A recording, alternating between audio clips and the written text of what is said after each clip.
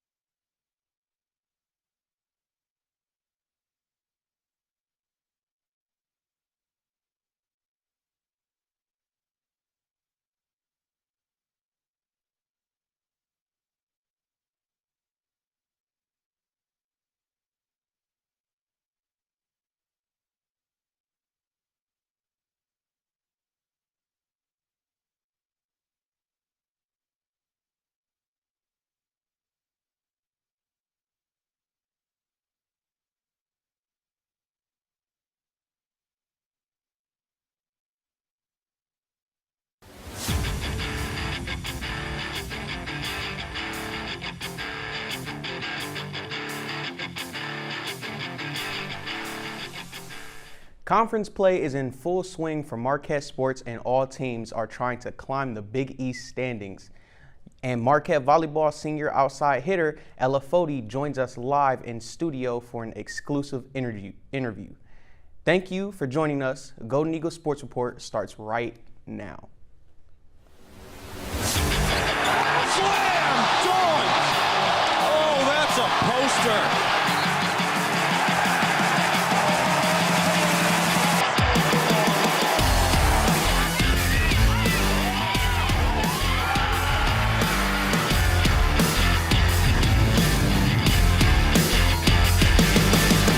Live from the Jeannie Hayes Virtual Studio at Marquette University, this is Golden Eagle Sports Report. Marquette gets the rebound, and the champions have gone down. Good evening, everyone. I'm London Davis, joined by Kristen Parisi. Kristen is currently sitting with Marquette Volleyball's Ella Foti to discuss her season and the importance of the growth of the volleyball team nationwide. Kristen? All right. Thank you, London. Ella, how are you doing? I'm doing great. How are you? Pretty good. Excited. Happy to have you here. Thank you for having me. Of course. So, 14 kind of games into the season. You're kind of in Big East play. How are you feeling? How are your impressions so far of not only you, but your team as well? It's been really fun. We had a tough schedule starting off the year here, but we've learned from every game, and just moving forward, we're excited to be in Big East play. It's one of the most fun times of the year, going for a championship, so just excited to be here. Everything seems to be kind of starting to click for us, so it's been a fun time. How are you, especially this, going into this season, knowing the conference schedule, how have you been able to find the passion and kind of just being able to click the chemistry? Because I know it's kind of hard at the beginning, especially when you're playing all these top teams. So how have you been able to find that with your teammates? Yeah, absolutely. We not only on the court, but off the court, we are really close and like to hang out together. And so I think, honestly, one of the biggest things is being off the court with each other and enjoying each other's company, because then you kind of know more what people are like, how they respond to different situations, and we just have a really great time together. And talking about a great time, over the summer, you guys took a fun Europe trip, Poland, Yes. Germany, Czech Republic. How was that experience, just being able to be in a different country, but also playing volleyball against people from different countries, and how are being enriched in someone else's culture? How was that for you? I feel like it was a lot of fun. It was amazing. As soon as we were leaving, we all said we didn't want to. It was pretty awesome. Going over there, we didn't really know exactly what to expect. We're gonna go play volleyball, see some do some sightseeing, see what's going on. And it was really just an amazing experience that we got to do. Go over there. We started in Poland. We played a couple teams there. Then we went to Germany and played a team there, and then finally we went to the Czech Republic, and it was just really cool to see too, because I've only been out of the country one other time, and so just how like people live and like day-to-day things and the food, it was just pretty amazing. And it was really interesting with the volleyball, seeing what was the same and what was different. Some of the things that were different actually were obviously when you're playing people, they're speaking a different language. So that was really interesting, because we were like, wait, what are they talking about? But then also they actually play with, in each country they played with a different type of volleyball. Interesting. And so that was kind of interesting, kind of to see. We would have to like get to the gym, kind of see how like it felt, because especially as a right side and setter, like a setter, you're when setting the ball, you have to like get the feel of it. And so it was very interesting, and we all had just an amazing time together. So how are the balls different? Was it like a size? Did it feel different? Yeah, so here it's like a normal, it's a molten ball is like what the NCAA is. It's like the blue, gray, white one. And it's like pretty smooth on the outside. The balls were different because there was different textures to them. Interesting. And so they had more of like a swirl pattern on them. And then also on one of them, there was kind of like almost like a gridded texture to the outside, which was really interesting. That's actually kind of cool. I feel like it's like, you don't even like really think about it, because you're playing the same sport, but I feel like everyone plays it differently. So it's actually very interesting. I didn't really feel like that would be kind of like, was it easy to like get acclimated to the balls? It definitely took a little bit to warm up, I would say. But once we got going, you know, it's the same size, and we just went out there and played volleyball at the end of the day. So Seemed like a lot of fun. Did you have a favorite part, a favorite country? I know it's definitely tough to decide that. Yeah, that is hard to decide. I would say Poland surprised me the most. Interesting. In what ways? I would say so, like, Poland isn't like a place people usually, I feel like when you hear going to Europe, like Italy and France and the UK, and, you know, you don't really hear of like Poland, and even people going to Germany, you know what I mean? So it was interesting how like beautiful, and their culture there, it was so like chill and calm, and just kind of like, well, we'll get to it, you know, just very stress-free. I felt very like relaxed and stress-free there. That's a lot of fun. And like, not only did you guys go to Europe, but it's also like Coach Tice makes it a priority for you all to visit each other's like hometowns. This year you went to Hattie Bray's during like a retreat, and then you also went to Carson Murray's hometown when you guys played Kansas. So how is it important to experience where your teammates come from? Does it like help you guys grow closer together? Definitely, 100%. So yeah, Hattie Bray, we got to go on a little retreat there up to the Bray farmlands, which was pretty awesome. And just like seeing where people grow up, you can kind of see they're like, oh, that makes sense. Like that's why that's like that. You see like the picture of all you guys. Oh my gosh. Fun. Yeah, that's she lives that's on us. A farm, doesn't she? She lives on a farm. There isn't any animals. There used to be dairy cows, I believe. Okay.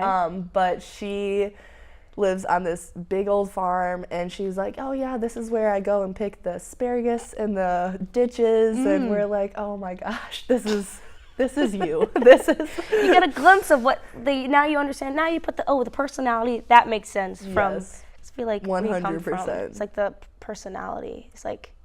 It like grows from like where you come from. Oh, for sure. Especially Hattie Bray. Yeah.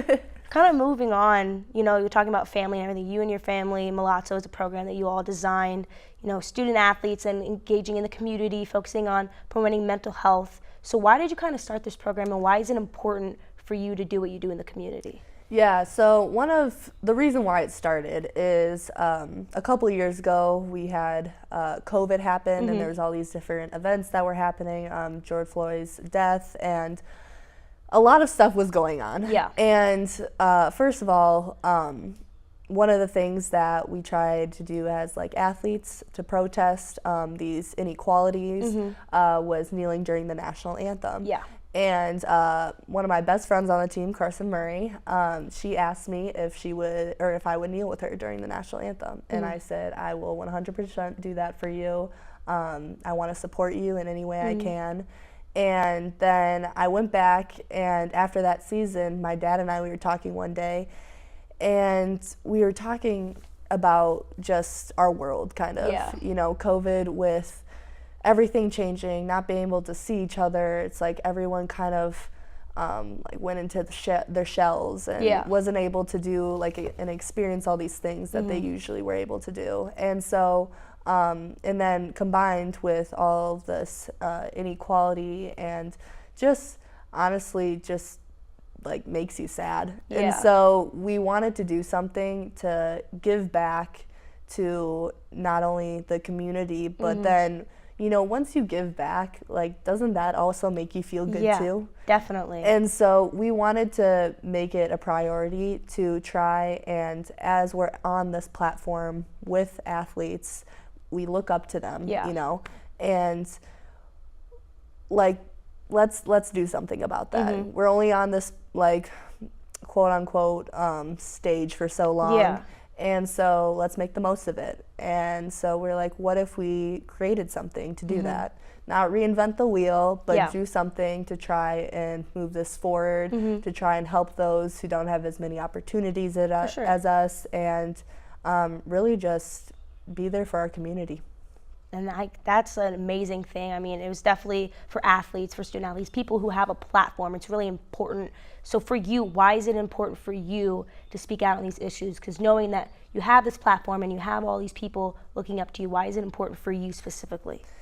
Yeah, for me specifically, I would just say that at the end of the day, there's always going to be someone who's better than you at volleyball or whatnot, but what can I do as a person? Because volleyball isn't my identity. It is something that I do, and so I wanted to be more than that and be remembered for more than that. So that's why. Yeah, kind of just like quickly here, that Wisconsin game, you know, like talking about like the community and enriching that. You know, you're from Madison, you played in Pfizer Forum. Just quickly here, what was that like, being able to play on that big stage in front of all these kids and the Marquette community? It's something I won't ever forget. It was truly amazing. I try to soak up every single second of it. It was honestly a dream I didn't know I had until a year ago when we heard it was possible. And, you know, just to top it off, it being against the Badgers. And rivals. Just absolutely amazing. My high school and grade school that I went to are about 2 or 3 blocks down the road from Camp Randall and the old field house where the Badgers play. And so it's like growing up there, you bleed red with being there and growing up there. And so it was just something that I don't think any one of my teammates or anyone involved in this or my family will ever forget, and it was truly amazing. And keep playing on. Got 2 big conference games this week at home. What's it going to take? How does the squad feel going into these 2 games? You know, we're on a roll here. We just came off 2 good wins this weekend, and we're just excited to go out there, play hard, and every game matters. All right. So. Well, we'll see what happens. See if you guys round it up, go for the 3-peat, but we are out of time. But thank you so much for coming on. It was awesome getting to know you and getting to talk with you. Yeah, thank you so much. All right, awesome. We are back to you, London, in the studio. We went over that a little bit. They were kind Busy of weekend in Marquette awesome. sports, and we'll dive You into did how the great. teams That did was awesome. after the break. Good job.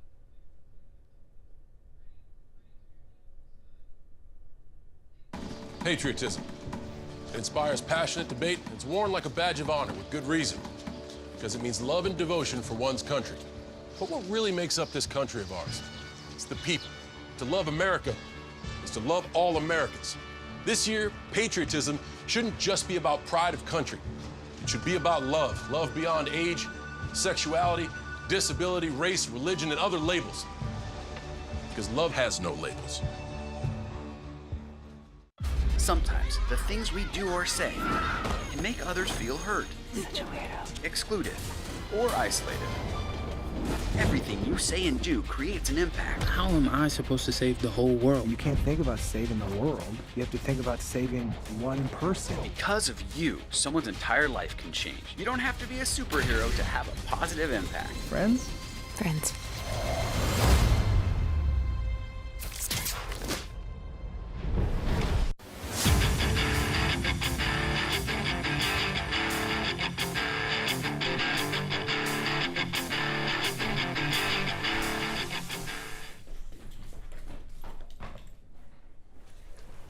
Welcome back to Golden Eagles Sports Report. Once again, I'm London Davis. And I'm Kristen Parisi. The men's soccer team looks to get right after a tough loss to St. John with a game versus Northern Illinois. And London, Marquette immediately takes control of possession, but fails to infiltrate past the Huskies' incredible defense. The game quickly gets scrappy, and both teams showcase stellar defense with no team taking an edge. And after 45 long minutes of no scoring and 8 shots on goal, the Golden Eagles head to the locker room for halftime. After the half, both teams are ready for war and the defensive battle continues. The Golden Eagles and the Huskies continue to trade shots deep into the second half, London, until the 78th minute. Angel Rodriguez gets the immaculate second chance goal after a blocked shot, sends the Golden Eagles into a frenzy. Well, Kristen, this just proves to be the dagger as Marquette falls to Northern Illinois 1-0. And, you know, London, they were ranked 13th in the country at one point. Now they're not ranked. Hopefully it's just a little bit of fluke and they can get back on track. But a team who has finally found their footing, the women's volleyball team, is going strong in Big East play. Well, Kristen, the Golden Eagles leave it all out there on the floor against the Providence Friars with senior outside hitter Aubrey Hamilton spearheading the Golden Eagles. And you know, she has been on a tear this season. She had herself a ball of a game, getting 16 kills on the match. 16, that's an incredible number. You said it. Alongside Hamilton was senior middle blocker Carson Murray, who had 10 kills as well. Now, without Batman, you always need a Robin. Yeah, but there are also people around you that get their hands dirty that don't go unnoticed, as junior right side setter Ella Foti, who we just had on the show, earns herself an impressive 14 digs, the most of any Golden Eagle, and she's been having herself quite a season. It was fun talking with her. Great interview, by the way. And with this impressive performance, Marquette is now 4-0 in conference play. But London, not just 4-0, the only remaining undefeated team in the Big East, and with DePaul and Creighton coming into town, it's going to be huge for the Golden Eagles to keep this streak going. And following the win, it of course had to be Aubrey Hamilton earning herself a spot on the Big East Weekly Conference of Lords, London. No surprise there, because during the undefeated week, Hamilton led the team with 29 kills, 12 digs, 5 blocks, and 2 service aces, 2 games. That is a stat line that you would like to see if you're head coach Ryan Tice. And those 13 kills against Providence and the 16 against UConn were both match bests. No surprise she earned herself a spot on the honor roll. That's a stat line if I ever seen one. And in other news, the women's soccer team takes on the UConn Huskies with hopes of staying afloat in conference play. The match is very one-sided as the Huskies outshot the Golden Eagles 13-2 in the match. Although the Huskies are busy on the offensive end, senior goalkeeper Mickey Easter stands strong and keeps the Huskies from connecting. Easter records 4 saves in the first half and 6 saves in the match, keeping the Huskies at bay. The match then ends in a draw, and the Golden Eagles move to 4th in the Big East standings. Whew, they're on a roll right now, and after an impressive string of games, 2 women's soccer players received weekly conference awards. No surprise here in London. First up, senior goalkeeper Mickey Easter. She is the Big East Goalkeeper of the Week after dominating performances against both Creighton and UConn in the 3-1 win over the Blue Jays London. Easter just let in 1 goal by matching her career high of saves with 8 on the evening. It's an impressive stat line, and she followed it up with an even more impressive stat line, showing out with a 6-save shutout in the tie against the Huskies. The Sunday shutout was Easter's 4th of the season, ranking 5th in the Big East. Impressive. but she currently stands at second in the Big East with 42 saves on the season. London, she is proving to be a brick wall there for the Golden Eagles. And on the offensive end, senior midfielder and defender Haley Block sneaks onto the Big East honor roll after her two-goal game in the 3-1 win against those Creighton Blue Jays. Those pair of goals, London, are Block's first of the season, and she hopes they won't be her last. Indeed, it is looking up for the soccer team. And after a busy week for Marquette Athletics, it's time to give out our weekly awards. First up, it's the Marquette volleyball team, as the women get their second straight Team of the Week award. The Golden Eagles go 2-0 on the weekend, sweeping Providence and beating UConn in just 4 sets. Marquette is now the only remaining undefeated team left in the Big East. Wow. Woo. Next up, senior goalkeeper Mickey Easter brings home MVP of the week. Easter is our most valuable player after totaling 14 saves in 2 games, as well as only giving up 1 goal and recording her 4th clean sheet over the weekend. Hey. And finally, Marquette Volleyball's Molly Brezowitz rounds out our weekly awards, winning our newcomer of the week. The first-year defensive specialist played in all 7 sets over the weekend for Marquette, recording 3 digs and 1 service ace.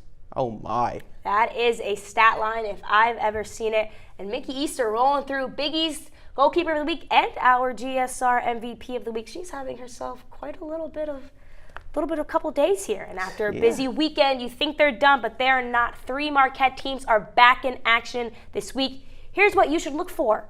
First up, the Marquette volleyball team is back at home after a week on the road.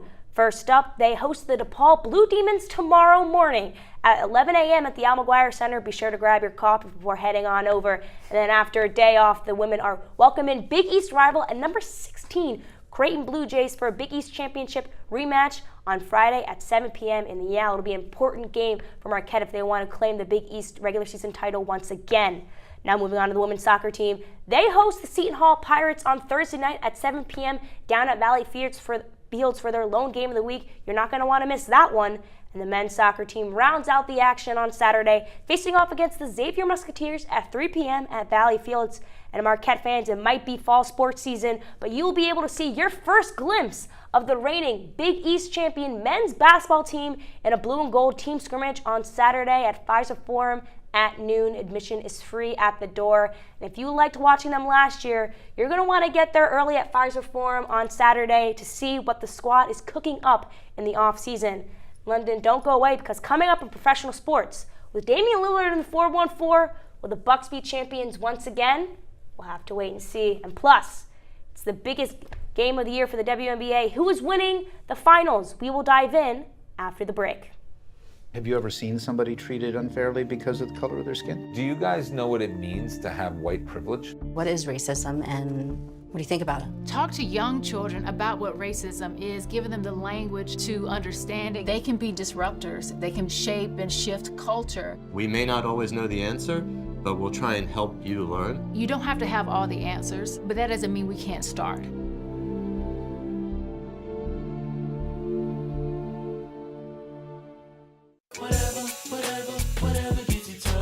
There are a lot of ways to reach out to a friend about their mental health.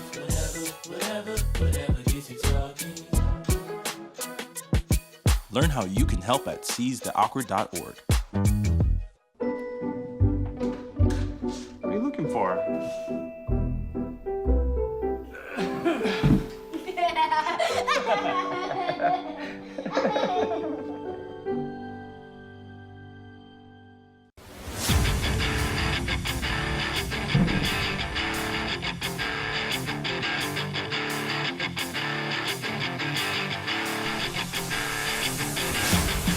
And welcome back to Studio 7, ladies and gentlemen. We are here to talk about all crazy things in the world of professional sports. I'm joined here by London Davis, Mikey Severson. Let's dive into it, y'all.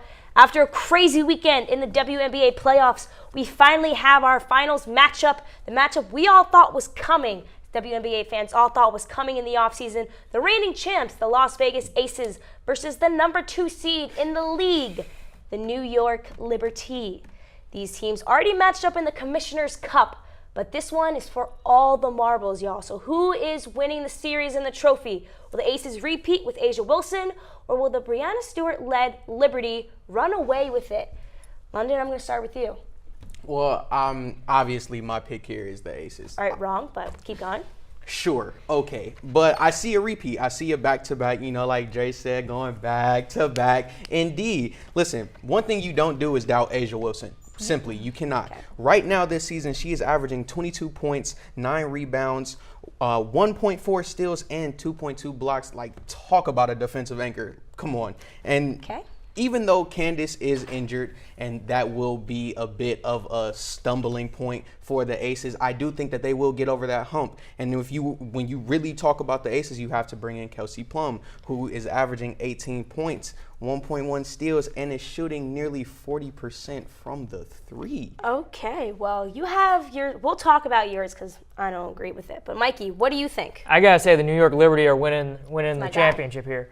I mean, Breanna Stewart, though, I mean, she's the MVP for a reason, I got to say. Also, with Elena De La Don coming to town, I think the Liberty are in line. They've been building this for a while, and I feel like they definitely have what it takes to win the championship. I mean, I feel like the way they ran through the playoffs compared to Las Vegas. I mean, what London said. I mean, they got some good players, but they do. I feel like that the Liberty, the way they're beating teams and the way they're overall just kind of not playing them as close, I feel like that's why they're going to win the championship. And you know what? London, you do make a good point, A'ja Wilson. You don't doubt A'ja Wilson. I feel like the person who voted her fourth for MVP voting is just a hater. I love A'ja Wilson, but I also love the New York Liberty and I love what they've been doing. They were, you know what? It's always good. Everyone's like, you know what? The Aces are going to run away with it. The Liberty have a little bit on their back. People don't like the super teams. They don't like Breanna Stewart. They don't like people doing well. And that's why the New York Liberty, I think, will win. Stewie was the MVP for a reason. She had a slow start in the playoffs, but she came back in Game 3 and 4 versus the Connecticut Sun in the semifinals, 27-9 and 25-11, respectively. And then you have Benijah Laney, who scored 20 points in 3 straight games for the Liberty. You also have Jonquel Jones, double-double machine. Not too much you got to say about it. As you said, Kelsey Plum, she's not doing the best. She's not doing the best from 3. You don't have Candace Parker. Mikey, I got to agree with you. I think the Liberty, I think it's going to be, winner take all. It's going to go all 7 games, but it'll be a fun one for sure. But more fun in basketball news. Here in the 4-1-4, after a month of speculation and trade negotiation, Damian Lillard has been traded, but not to the Miami Heat. Sorry, Adrian Fraga, our assistant sports MMJ. It is coming there. He's coming to the Milwaukee Bucks for Drew Holiday, a beloved soul, in a 3-way package that includes pieces also from the Phoenix Suns. So, Mikey, I'm going to start with you. Do you think this was a fair trade for everyone involved? Yeah, I feel like this is a fair trade for all involved. I mean, the Bucks, obviously, that's a huge win getting Damian Lillard to pair with Giannis. That is insane for NBA teams to defend. I mean, Damian Lillard from the outside, Giannis is just a friggin' beast in the paint. I mean, Giannis is tough enough, but adding Lillard to complement him is just going to be unstoppable for Eastern Conference teams to have to defend. That's already given them nightmares in their sleep. Yeah. And also with the Suns, I mean, DeAndre Ayton, I felt like there was a lot of tension there between that and the coaching staff. So kind of getting him out to Portland was kind of an addition by subtraction. And we'll get some quality depth pieces. And that with the Blazers, I mean, they just drafted Scoot Henderson. They didn't need Lillard anymore. Yeah. And also Ayton is kind of a similar thing to, obviously he's no Giannis, but he's still going to play well in his role for the Trailblazers. I know, London, I don't know if you're going to agree with that one or not, but what do you think? Are the Bucks going to go back and win the championship again? Dame Time. That's all. Listen, it's Dame Time. You take Dame Time and you take the Greek Freak, you mix them together. I'll let you guys, come to a consensus on what that means. But listen, it was definitely a fair trade. I think the Bucks won in this trade a lot more than people realize. I know you have, your little topics about how they lost Drew in the backcourt. Okay, not just losing Drew in the backcourt, losing a pivotal piece to their championship win 2 years ago. Okay. Pivotal. Okay. Pivotal. It was. And his defense is amazing. Listen, I am not denouncing that at all. But When you take Damian Lillard, one of the premier perimeter players in the league, and you put him in the pick and roll situation with Giannis, who is arguably right now one of the best paint offensive players in the league, you put them in a pick and roll situation. Now what are teams going to do? You are either forced to come up and guard Dame, and then now the paint is open, wide open for Giannis. That's easy money. Or you overcommit on Giannis, and now Damian Lillard is out on the perimeter, and he had people praying that he missed shots. You put him up with a competent teammate, which he's never had before. Oh my goodness, this is a match made in heaven. Well, that's great that you had a great discussion, Mikey. I know you had said a lot of great points. I think it was a fair trade as well, but that is all the time we have. We will be taking a quick break for midterms because, we're all students here, but join us again on October 31st for all of our coverage of Marquette sports and more. I'm Kristen Parisi. Good night, Marquette.